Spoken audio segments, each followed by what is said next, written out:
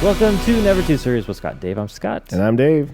What are we talking about today, Dave? All kinds of stuff, right? Yeah. Yeah.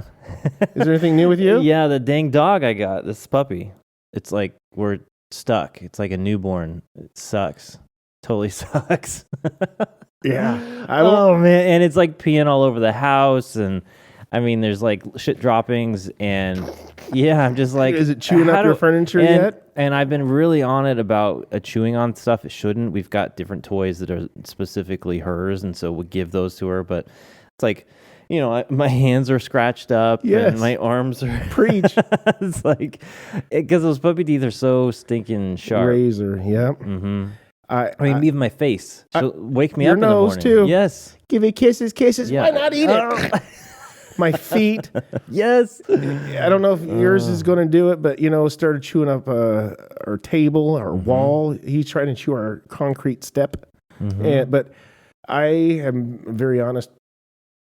I try to be as honest as I can of a person, but I honestly hated almost truly. I mean, there's times I loved it, but almost hated my dog for the first 6 months. Yeah. Terrible. I'm like pissed. And we're sitting there, and I'm not lying to you. We're sitting there going, oh, fuck, like 5 minutes we go by. Amy and I panic. Like, wait, if it's quiet, we're like, fuck. Yeah. Fuck. And we have to get up and go out and find him. Sure as shit, he's down there chewing the fuck on our table. Oh my gosh. Yeah. Or sitting in the craft room, which happened. Oh. I mean, it was like literally I was working on like a 2-minute text with one of my clients, and all of a sudden I didn't hear anything. I didn't see anything. I'm like, oh shit, Opal, where are you?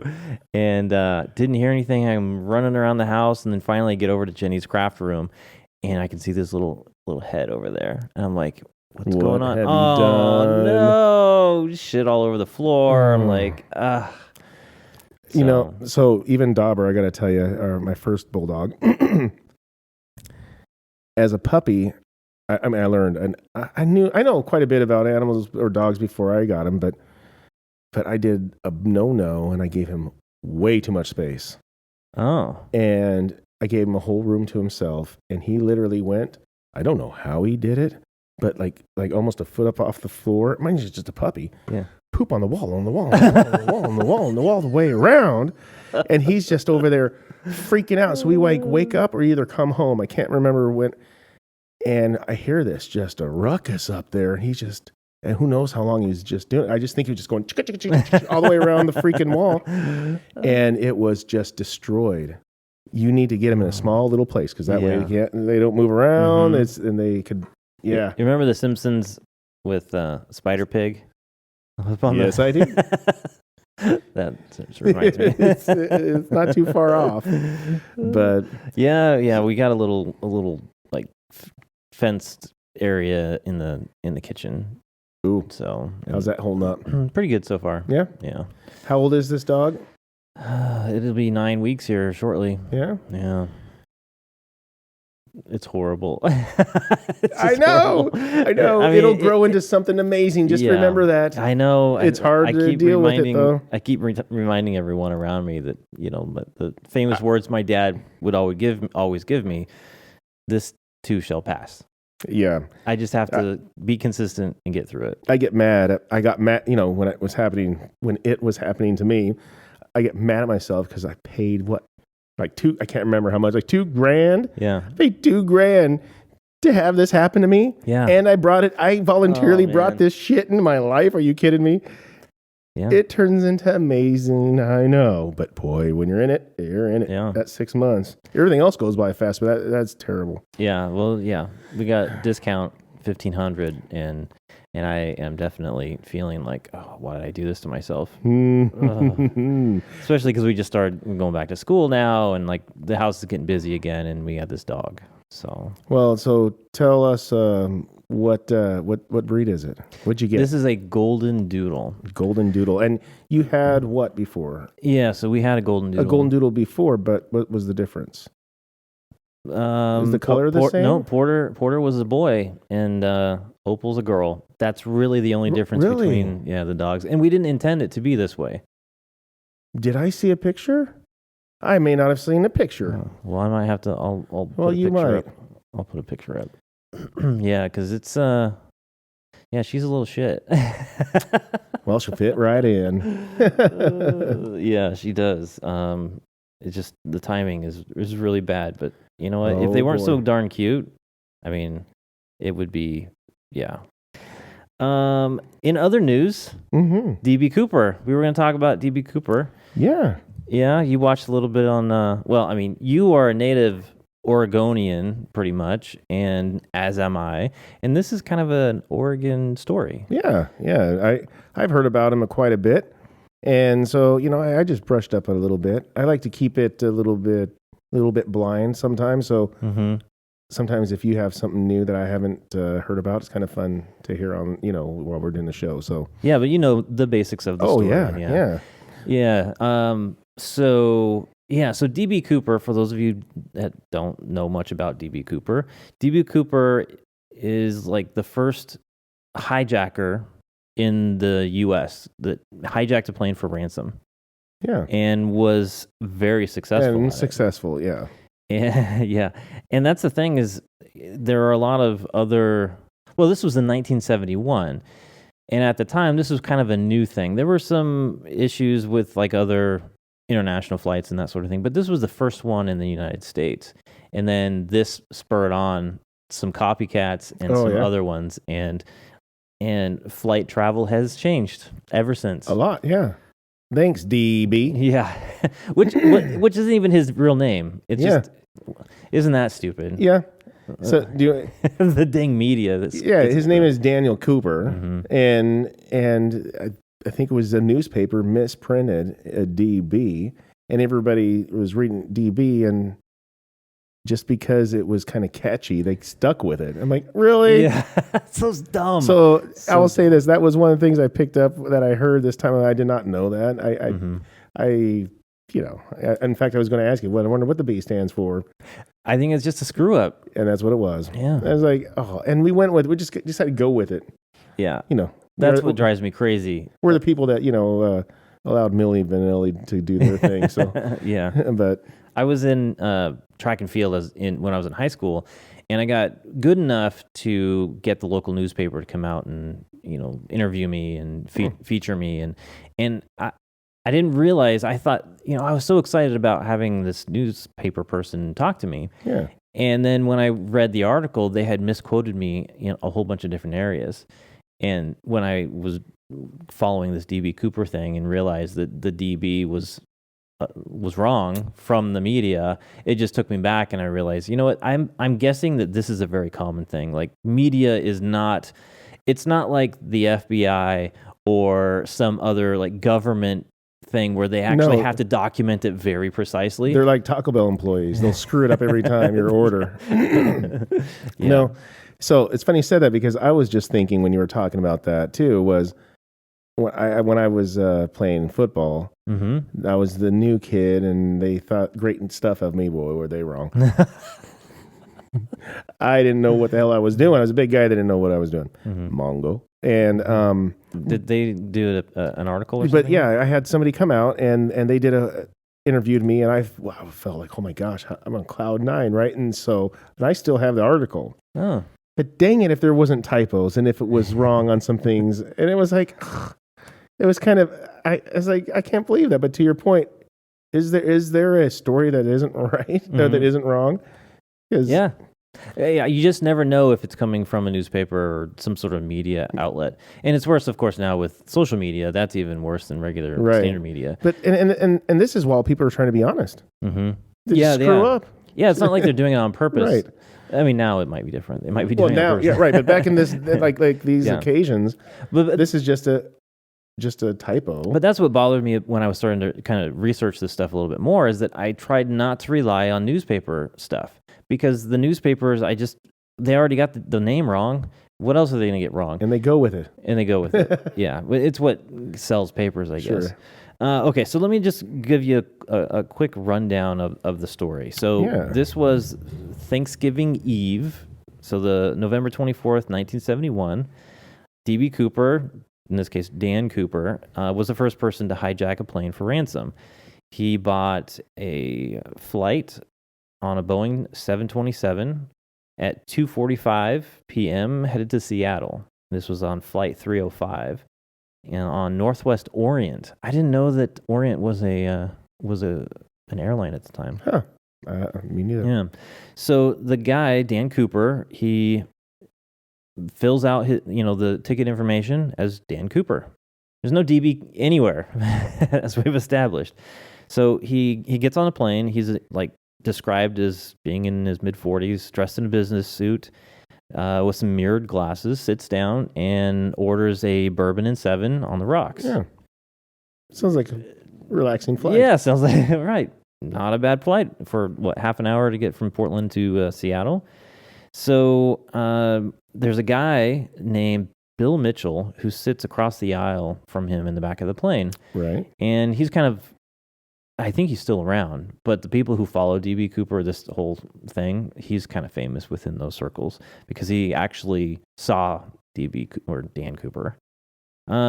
Florence Schaffner was a flight attendant. She was, attending to Dan Cooper, and he passes her a note. Right. What's interesting is that at the time, these people, flight attendants, stewardesses, were sexually harassed constantly. And so getting a note from a stranger was pretty typical. Was common.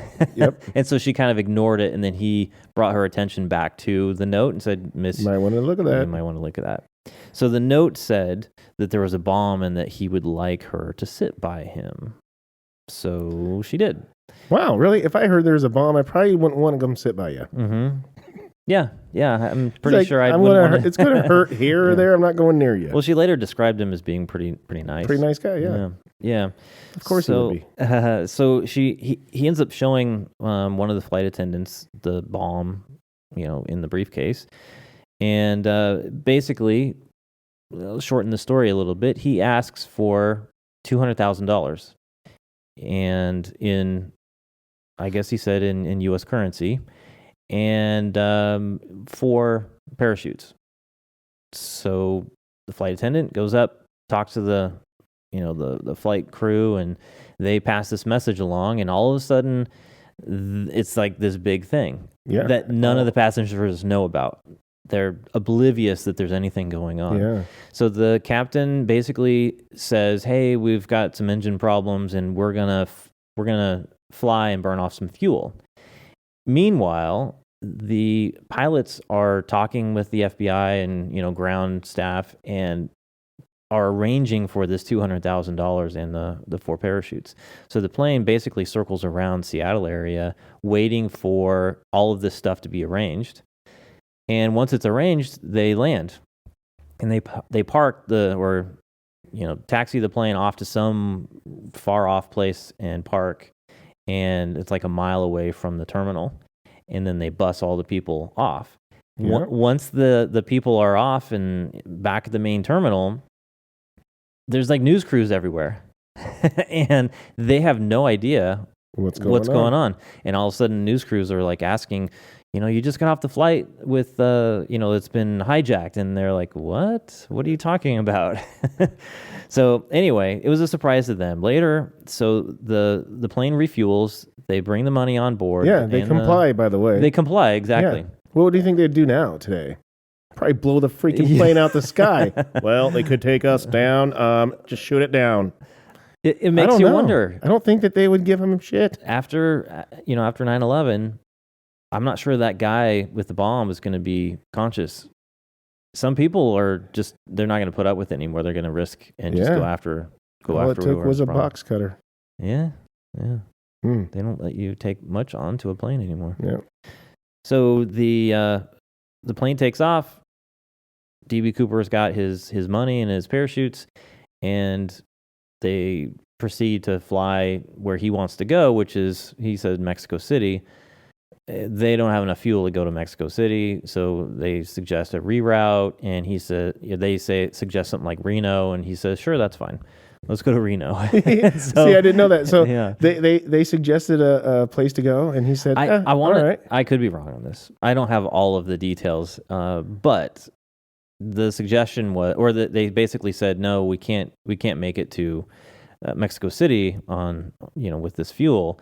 And so from what I understand, his suggestion was Reno or something. I'd be like, that. click, click, click. Remember, fuel it up. Yeah. All right. So anyways. So that's what they do. They start heading that direction, and right around, let me see what the details say. Okay, so they take off, and there's like 2 Air Force jets that are following them. He is very specific and says, hey, I don't want you to fly, faster than, 200 knots or something, and less, like at 10,000 feet, and I want you to fly with the flaps down. Which is a very weird request, but then again, he requested 4 parachutes as well. So right around 8-something, 8:10, 8:12-ish, there was a change in air pressure in the plane and an alert saying that the rear door or stairs had been deployed. And then DB Cooper, sounds like he just jumped off the back with his parachute and his money, and we've not heard from him since. Yeah. And no one knows for sure if he survived it or if he's still living today. There's thousands of suspects that the FBI has gone through, and there's very little evidence during this entire time. Right. And there's this huge, massive, cult following now. Well, it is the FBI investigating it, so. Well, and this is the FBI of long ago, so who knows? Yeah. They might as well just put something together themselves. Mm-hmm. Well, I think, so there's a few different specials, and one of them I saw was on Netflix, and they were talking about this guy. What was his name?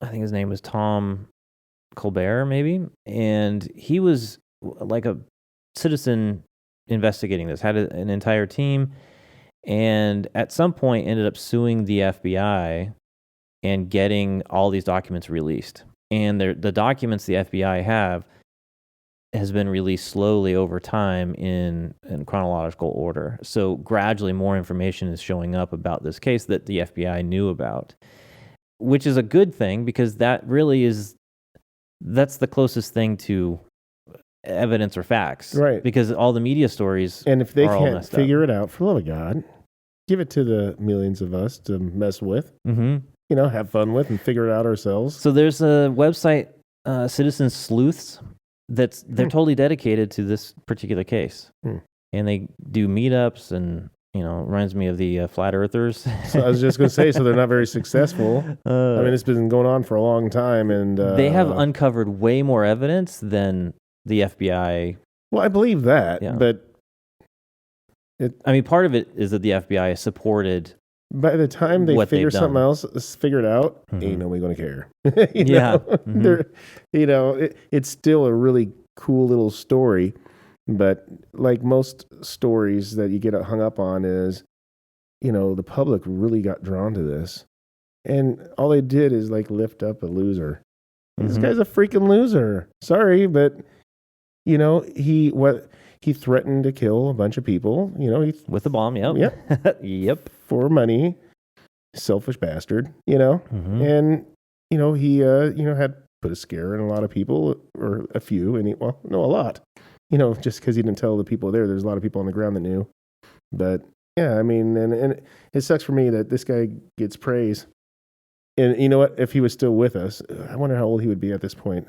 He's would be in his upper 90s, I think. Is that right?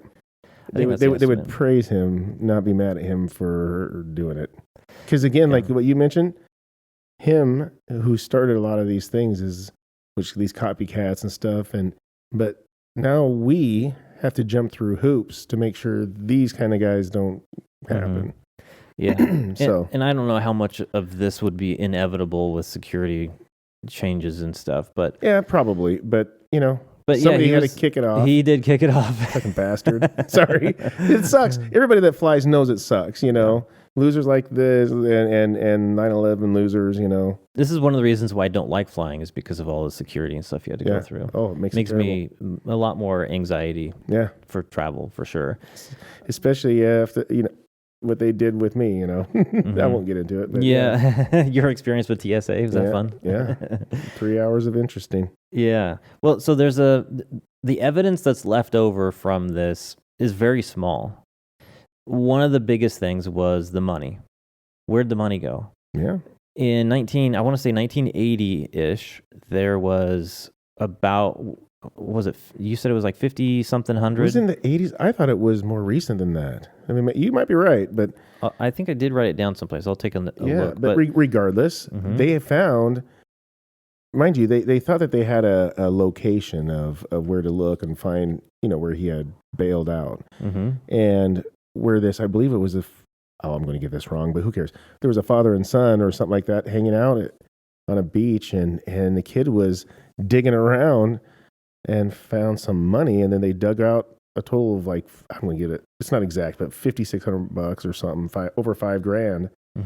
And, I think they turned it in and they checked the number and the numbers, because they copied all the numbers, that they gave him. All the serial numbers, sorry.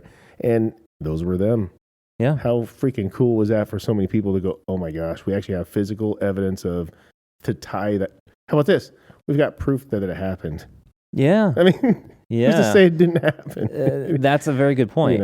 Yeah, I did write it down. It's $5,800. Three bundles of moldy cash. That's right. Moldy cash was found on the Columbia River February 7th, 1980. 1980. I thought for some reason it was not that long ago. And this is a unique piece because we're living in Oregon, and the Columbia River separates the state of Oregon and the state of Washington. So Columbia River is really not that far away. We've been on that river quite a few times. Oh, yeah. We've driven over that river quite a few times. For sure.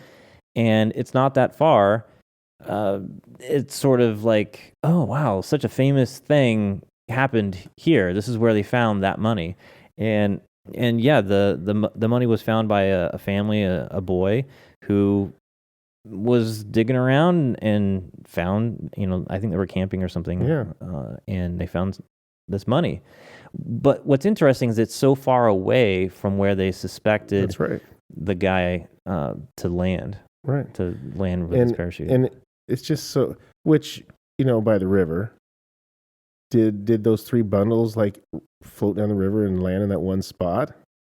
It's kind of hard, right? Yeah. That's hard to believe. And so I just, it'd be really cool to be able to know how that got there. Yeah. Well, so there's a town called Ariel, Washington. And I'm going to bring it up so you can see it on screen here. But, my opinion real quick is about if he lived or not, for sure. Come on.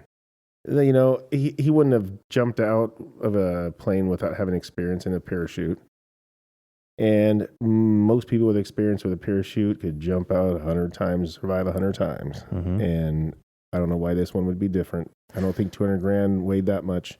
Well, yeah. I think there are some details about this that are kind of confusing because of some assumptions made that someone who couldn't parachute would be able to do this and survive. But a lot of people have already done this. I think there's a company who will recreate the scenario and let people jump out of the back of it. Is that right? Yes. Because it's just, if I was to do it, and I don't have any parachuting experience, I'd be concerned. I'd probably break my legs coming down on a landing. But you've watched enough movies, I could probably know which one to pull. Tuck and roll. I might forget to pull the string. Does it open automatically? What? Yeah. Okay, so this is Ariel, Washington. This is an area that people have thought that this is where he actually jumped out and probably landed based on the direction that the plane was going, because they were headed to Reno and it was on autopilot to Reno. So they know where this plane was. They knew where it was going, what time it was at different locations, and they recorded. That's right. That's right. They pinged him all the way. And it was followed by two fighter jets. Yeah. See, that's the odd thing is how they might have missed him, because the plane was flying too slow for the fighter jets to follow. Okay, they had to keep breaking off and circling back because with the flaps down and the plane going so slow. Because when you were reading that, I was wondering if that's where he was going, because they don't have that gear. Yeah, they can't go slow enough to. Yeah. Oh, so yeah, that's kind of an interesting little tidbit. So the guy that to be able to he didn't like just think about, oh man, I'm so bored. You know what? I'm gonna give this a shot today. He planned this out. He would not have jumped out of that plane without any knowledge of a parachute. And he had a purpose for getting 4. There's just too many things that went right for him for it not to be planned. And he so had to have planned it was so freaking easy. And I know it had to be, part of it was the time. Yeah. You know, especially if it hasn't really happened. Everything's easier at that point, you know, but it was so slick. Yeah. I don't know. Well, okay, so we're looking at the map. This is Ariel, Washington. This is near the Lewis River, and the Lewis River. This is, what is this? Lake Merwin. My eyes can't see this far away. So Lake Merwin goes empties into the Lewis River. Lewis River then empties down into the Columbia River. But what's interesting is that it empties down to the Columbia River downstream of where they found the money. So the money was found upstream of this location. Of this river. And so it would be very difficult to see money floating upstream and landing on the beach. Like if he jumped out, a couple bundles fell, landed in the water, and floated down, and then floated upstream. And the 3 bundles happened to land in the right spot. And I heard that there was some guy who said, you know, we think that we figured out how that could happen, because they thought that this was money that was just sort of that fell out and traveled on its own to this final resting place. And they said, well, it could travel upriver if this bag of money got caught up on a lot of the boat traffic, because there's a lot of larger vessels that travel up the Columbia River, like barges and other things. And so they suggested that this could have gotten tangled up and then left. No. And that's my opinion. I go, they're reaching. That's very reaching. Mm-hmm. That's like you doing problem solving and just plug in the problem without doing the solving. Mm-hmm. You know, that's they already had a goal, a conclusion. A conclusion, yeah, absolutely. Yeah, so the distance between that, I mean, we're talking about, I don't know, 100 some odd miles. Yeah, from the potential landing area downriver and then upriver. It's just, it doesn't make much sense to be able to do what they said, what these particular folks were talking about it doing. So anyway, so it's an interesting thing, because yes, it is the money. It's confirmed because of the serial numbers. What's also interesting is that no other money from this heist has ever been found, in circulation or not. Never been found. This is the only money that they have found.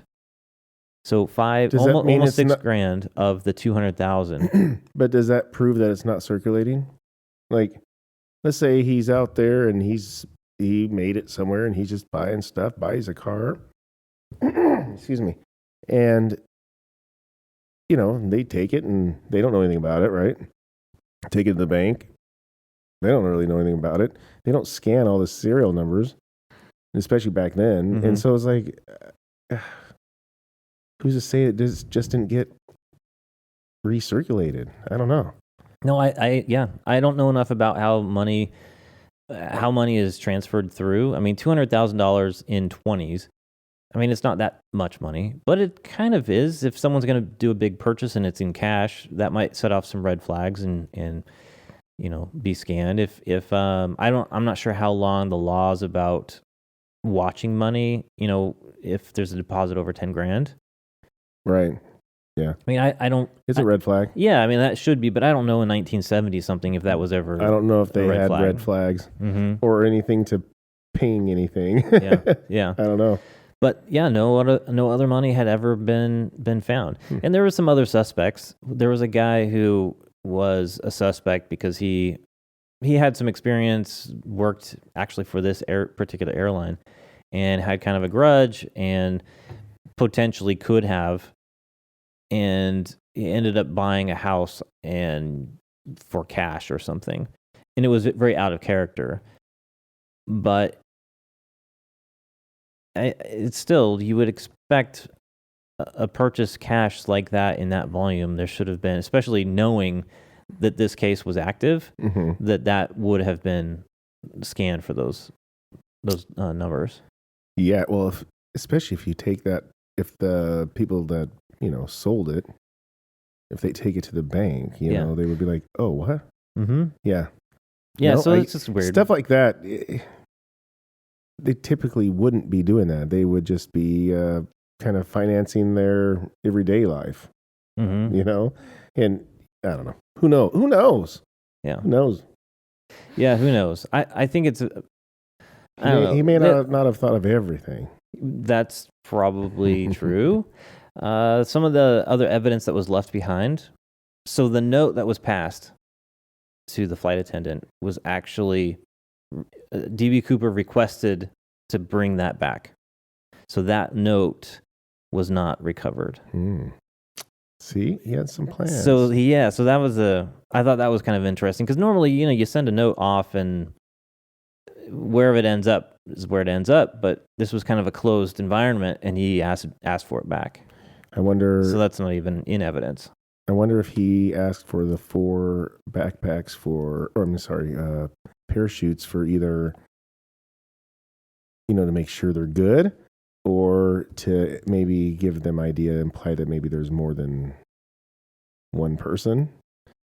Okay, let's talk about that because that is a weird one. It's weird why he would ask that. He asked for 4 parachutes. My first instinct is he wanted to make sure that out of those 4, there's a good one. I don't know. Like if they do something funny, I don't know. Let's see if I can find the notes on the parachute. So there was 2 regular parachutes. Well, I shouldn't say regular. These are like military type parachutes that are not considered like sport parachutes. Sport parachutes, you can kind of steer them, and the flight characteristics are a little bit different. These military style, you would imagine, are more like like the paratroopers in World War II. That's right. Where they just open up, and wherever you end up is kind of where you end up. So he had 2 of those and 2 sport parachutes. He used the non-sport parachute. He probably used what he knew. Potentially, yeah. That's what I think. I think he's an old military guy that did that. Was a I don't remember what they call them in the jumpers. Yeah, paratrooper. Paratroopers, is that right? So he chose not to use the sport one. The other interesting thing is that when they gave him the parachutes, they provided instructions, and he refused to take the instructions. Yeah. So that's why I believe he survived. Yeah, I didn't know that. Yeah, so potentially he knew what he was. It sounds like it sounds like if anybody would survive, he would. Because he knows sounds like he knows his stuff. He knows he's asking the right questions. Yeah. So one of the guys on one of these Netflix, I think it was Netflix special, was talking about the parachutes. Well, why would you ask for 4? And one of the things he said is, well, if you only ask for 1, what if they just give you a parachute that's faulty? Right. That's what I was thinking. Like just saw a little bit of the cord out. Yeah, just let the guy jump out of the plane and die. But by asking for 4, would that potentially suggest that he had anticipated having, hostages? And if that's the case, you don't want to provide 4 or even 1 faulty one because you don't know which one they're going to get. That's true. So was that planned? I don't know. But that's something, if it was planned, that's pretty smart. Yeah. Anticipate, I'm going to ask for 4 because they'll think that I'm taking people with me. And he could truly have wanted it just to throw people off on the story, confuse them. So he did take one of the parachutes and took some of the paracord and use that to wrap up the bundle of money to wrap around and attach to his body when he jumped. That money, though, the request was $200,000 in U.S. currency, but he didn't specify the type of bill. That's interesting because if you were to ask for it in hundreds, now you're talking about a much smaller package. Yeah. And they voluntarily gave him 20s? Yeah, they voluntarily gave There's him a lot 20s. more of those, Yeah, they aren't should have there? given him ones. Yeah, like, That would have been a much bigger load. yes. Oh gosh, Because that's the funny. 20s, they said that it was like 20 something, 26 pounds or something Right. of cash. Not on it. much. Not much. That's, I mean, yeah, 20 pounds is not a lot. Now, some people who maybe are not strong or prepared to carry 20 pounds, maybe that's a lot for them. But if he was in the military and jumping, he would jump for 60 or 80 pounds. Yeah, like this would be no big deal. Nothing. Mm-hmm. That's like taking a lunch with him. Yeah, but I mean, $200,000 in hundreds, that's a smaller Oh, it is. batch. Yeah. Put that in your sock. Yeah, so why wouldn't he have done that route? I don't know. Yeah. There was one speculation that, so there's a comic book that's on the like French Canadian side of Canada, and it's a guy by the name of Dan Cooper. He's a comic book character. Have you heard of this? No. He's a sort of a superhero type. He's like a military pilot, and he has comic books that tell stories of him in battle and flying planes and jumping out of planes and being a hero. And his name is Dan Cooper. Coincidence? I don't know. Maybe. I don't know. But with that being said, some of these people are speculating that if he were an American citizen, he wouldn't ask for American currency. He would just assume that it's American currency. Why would you specify American currency? And so people thought, well, maybe.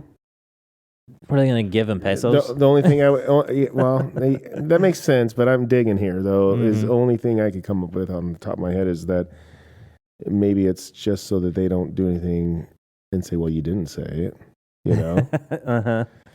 Like, well, it's like not specifying the denomination. I would have asked for hundreds. I mean, especially if you want to conceal it. You don't want to have a ton of cash on you. And who's, I don't know what it takes to get on a plane back in the day. Mm-hmm. I don't know if you have to show your ID to get on the plane. I don't think so. Back in the day, I think you just have to have a ticket. Mm-hmm. So I don't know if you have to have ID to buy a ticket back in the day. So my point is his name even Dan Cooper? It's probably Sam. You know what I mean?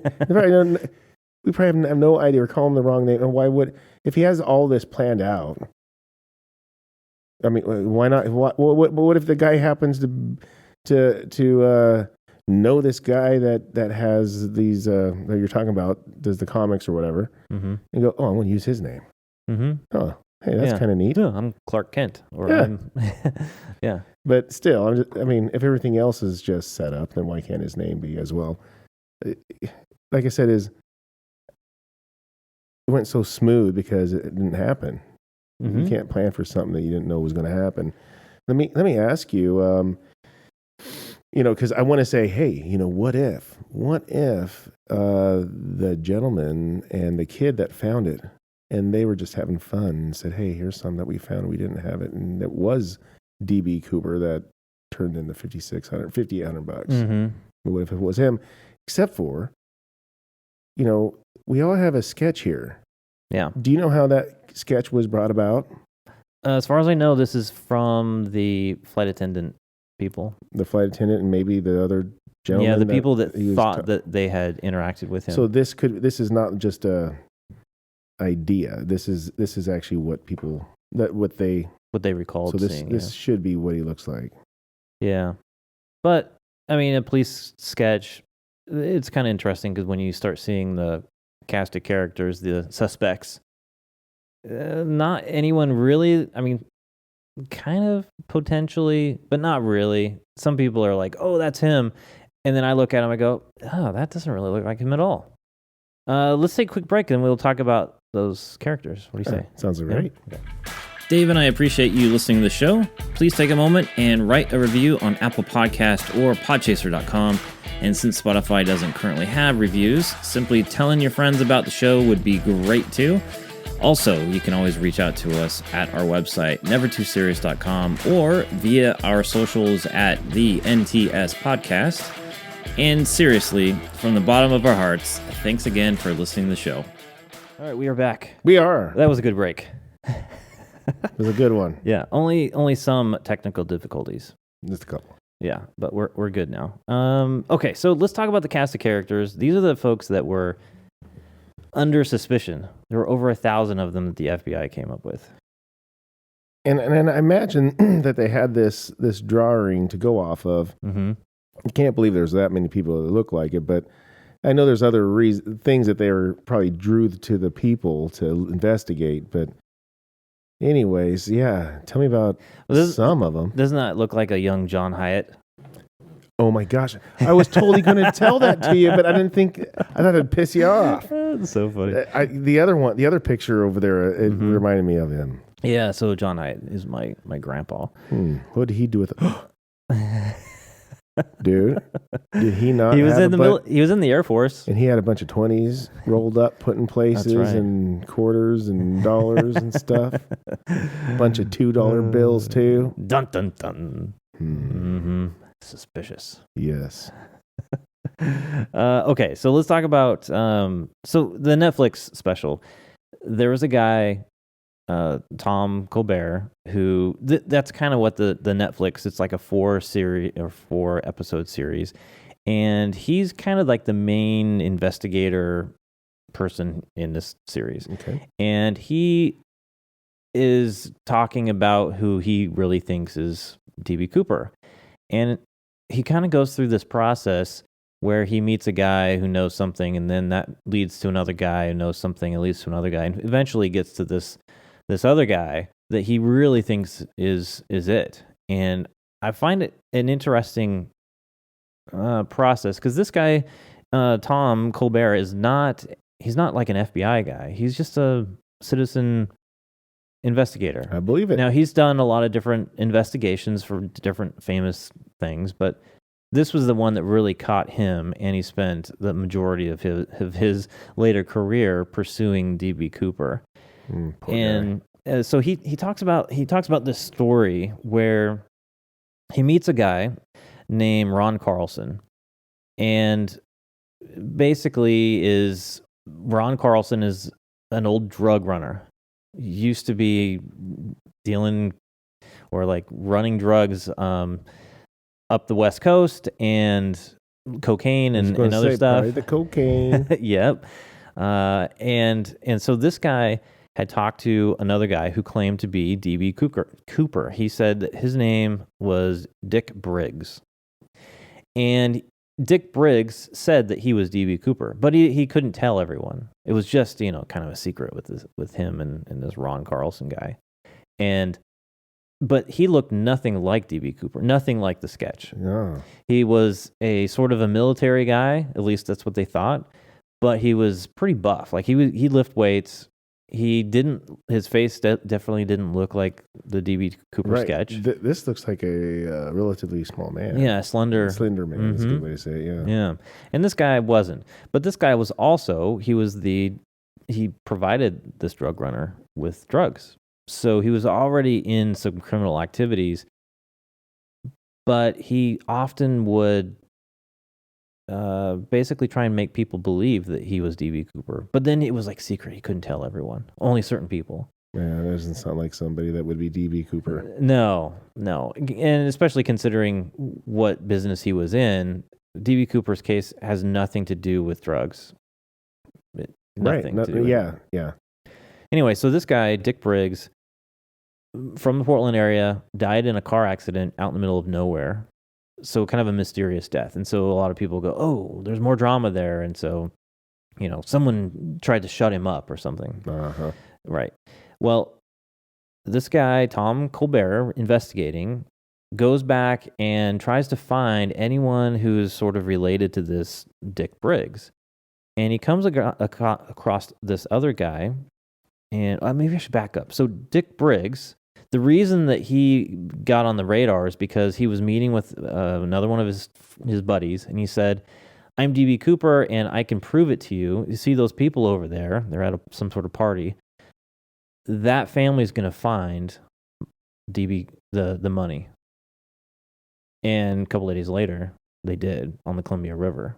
So that's why this became very legitimate with this. So there one were other person. people that found it, or No, it was this. it was those the it was that father family. and son. Really? Yeah. Yep.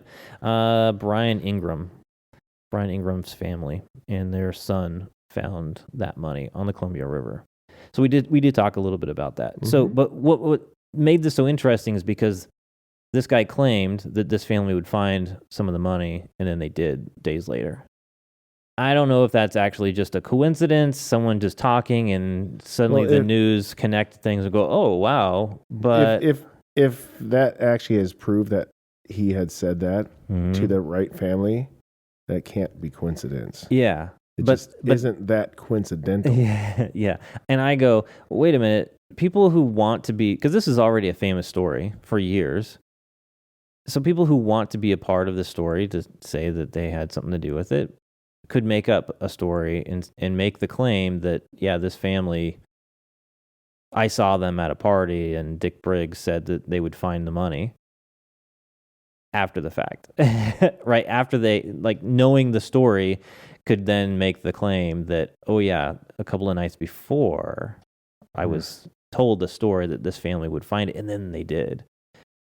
It's like foreseeing the future that was after knowing what had already happened.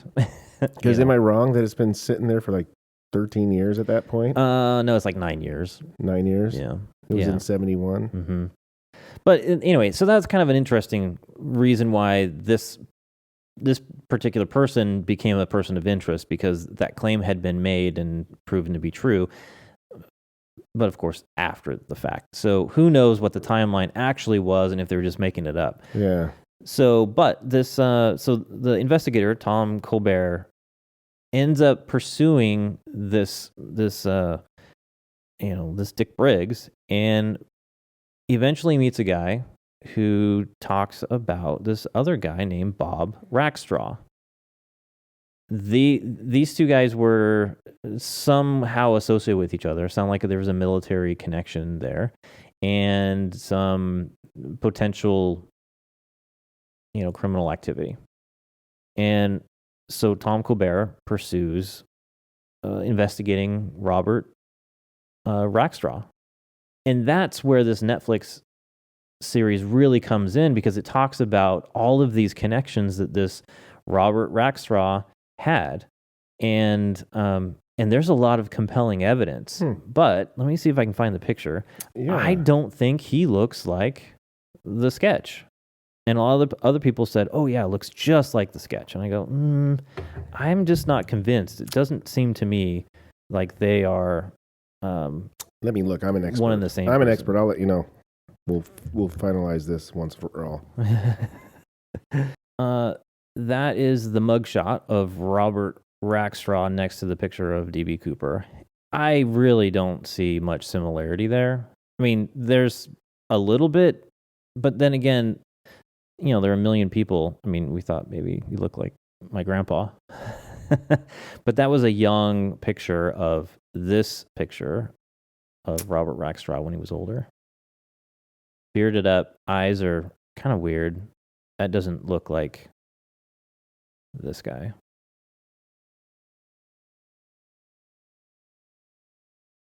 You're right. But there are some similarities. I just don't think it's at the same enough. time, I agree, but at the same time, when they have these sketches, they're only similar. Mm-hmm. And there are some similarities in that picture. Mm-hmm. I mean, if I could say, hey, listen here, Rackstraw, I want you to straight lip your mouth and, and have that look, it would look even more so. But, there is some similarities there. Yeah. Of course, it's harder to see somebody with a beard, but I know somebody that can have a beard and shave it and look completely different. Yeah. But it's not, I will say this, it's not smack you in the face going, oh my gosh.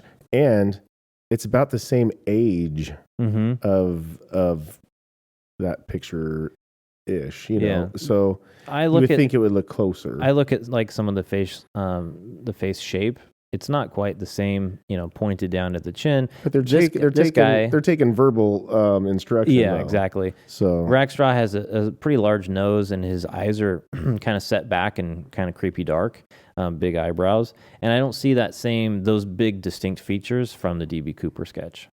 the only thing for me I would say is because I couldn't tell you that for sure it would be him or not, looking like that, looking there, but looking at that picture of Rackstraw, I'd get disappointed. He doesn't look very slick in that picture. Yeah.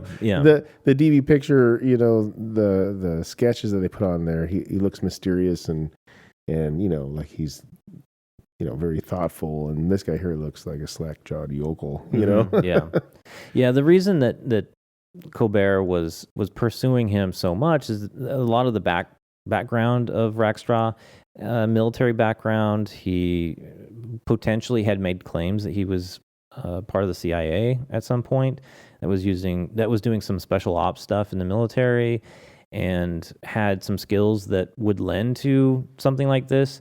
Also was kicked out of the military and was involved in some scams and stuff. And so there was some history from Rackstraw that would lend to the character of DB Cooper. And then the other thing is that, that Rackstraw never denied it. He kept playing along with it. Like he would say, "Oh, well, I can't talk about that." Or, the interviews were more like, it looked like he was kind of stringing the people on. Like he didn't want to admit to anything. Well, he's getting because attention. it makes him look kept. I mean, how many people how many people in prison do that? Just to lie about, hey, I was witness to that murder, man, just to get attention, just to get some new perks. I want to read a little piece here about Rackstraw.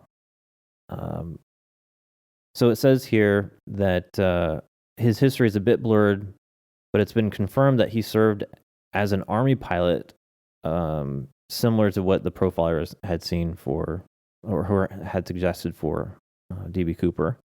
He also had previous connection to the CIA, but was discharged from the Army in 1971, 5 months prior to the plane jacking.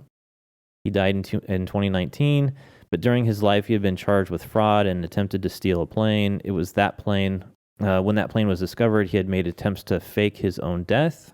That's interesting. While he was eliminated from the official investigation in 1979, Rackstraw became the central suspect of the sleuth Tom Colbert. Well, that's proof that he's willing to do some extreme things, because that's extreme. Yeah.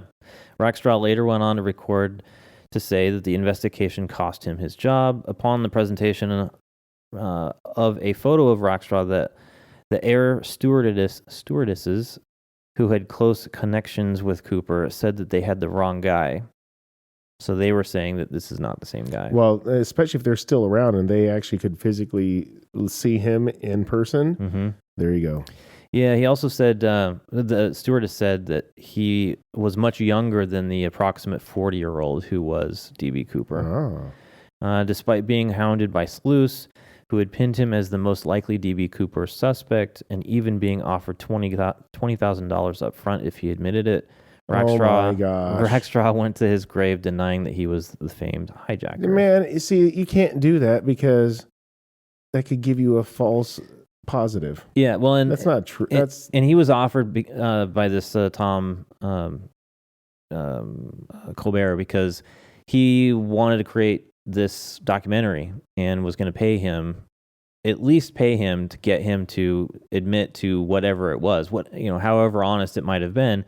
But just give us an answer. Were you or were you not? Because he was always kind of hemming and hawing and saying, "Oh, I can't talk about that," or It's like, come on.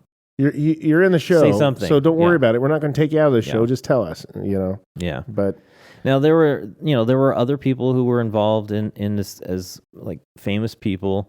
I found one of them kind of interesting because they ended up being the first sex change in Washington State. Oh. Yeah.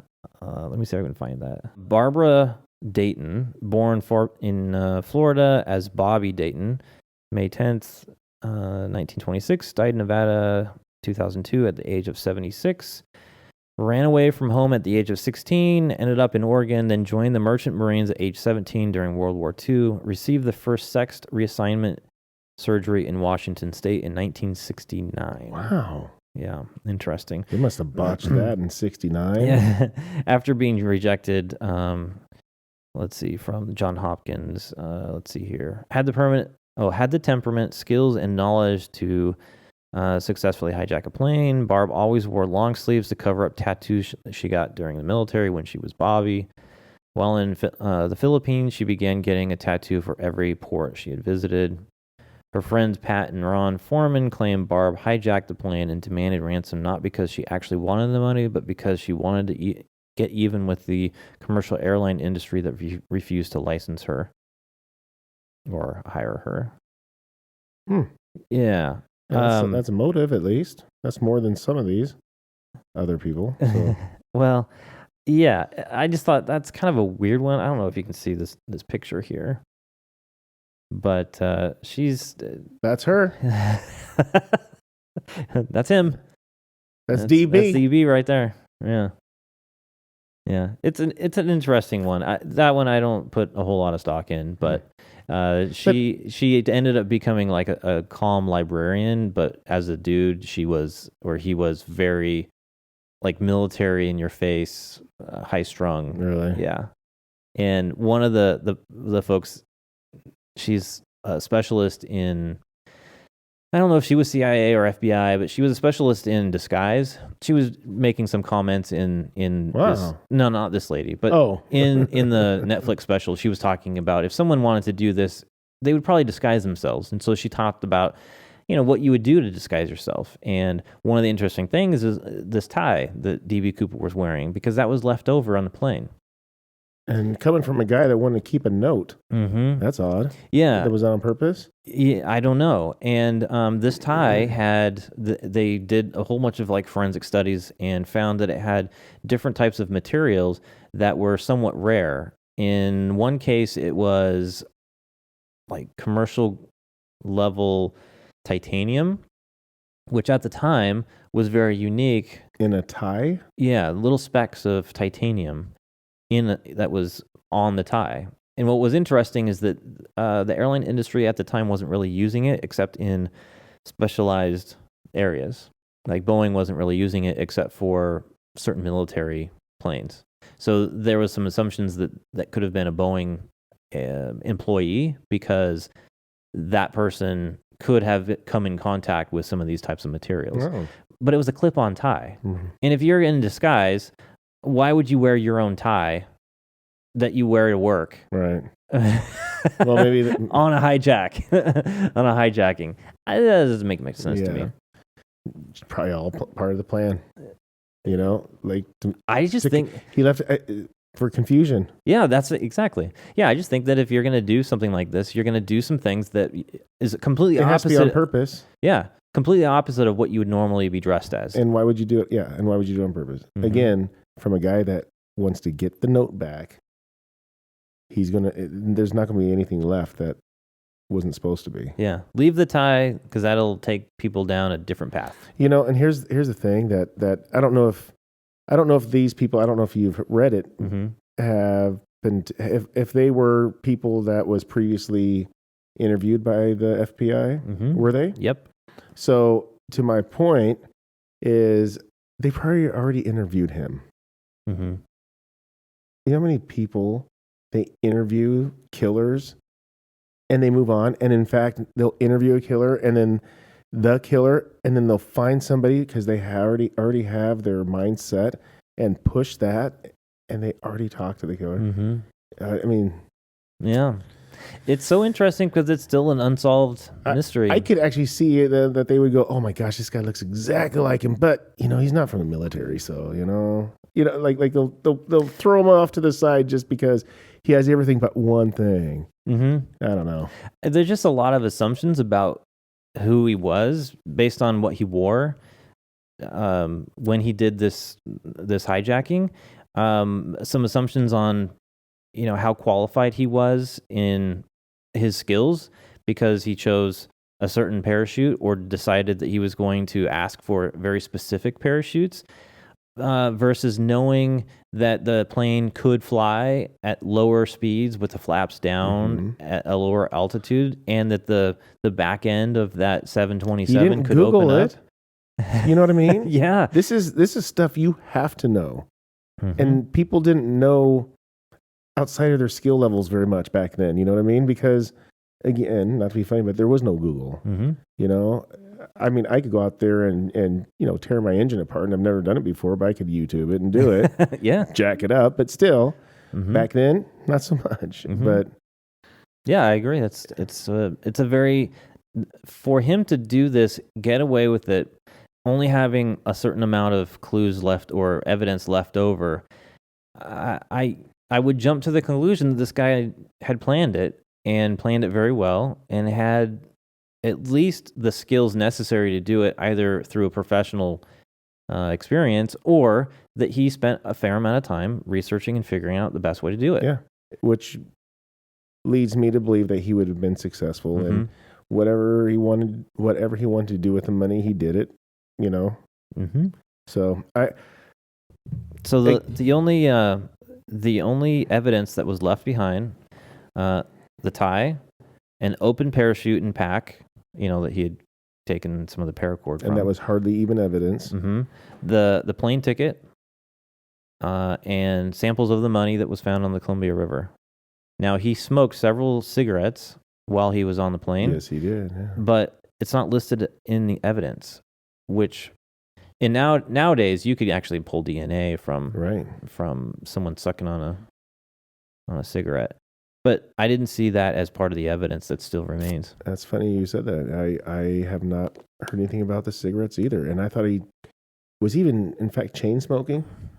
I thought he smoked, they had made some assumptions. Several. Yeah, there were some assumptions that he always drank bourbon and smoked a lot.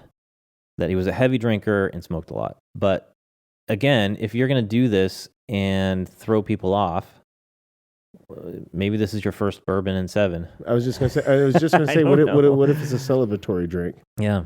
What if it's, well, I can make them do whatever I want, so. Or it's just part of your act. Right. And that's the whole point from D.B. Cooper.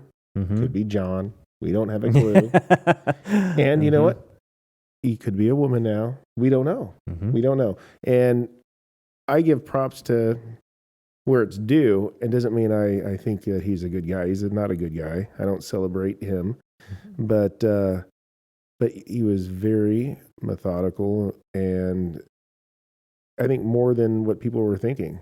I mean, he had it planned very well. And I think that he achieved all of his plans, or all of his bullet points that he wanted to do. And again, there was nothing to stop him. I don't think anybody knew what the hell to do. He wants $200,000. Let's get him $200,000. 4 parachutes. Get him 4 parachutes. I'm shocked he didn't say, fill up the tanks. I like bonds. Get a couple of them on here. I got a bomb. It's like, it was too easy, really. Mm-hmm. I mean, it was almost so easy you couldn't fail. It was the first time. No one else had done it up to that point. Right. So, yeah. Yeah. Okay, well, let's wrap this up. What do you say? Yes. Okay, so if you are interested in more about this, there's a website, citizensleuths.com, and they have a whole bunch of different stuff on D.B. Cooper. This is still kind of an open case for a lot of people.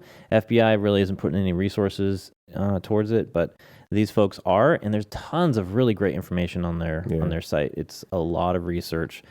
And of course, if you know anything about it, go contact those guys. Yeah. So. Yeah. All right. I guess that's it for now, huh? Yeah, I think it should be. Okay. I think we've covered it very thoroughly. Awesome. Thanks for watching. Thanks for listening. Tell a friend. We'd love to grow the audience. And until we see you next time, take care and be safe.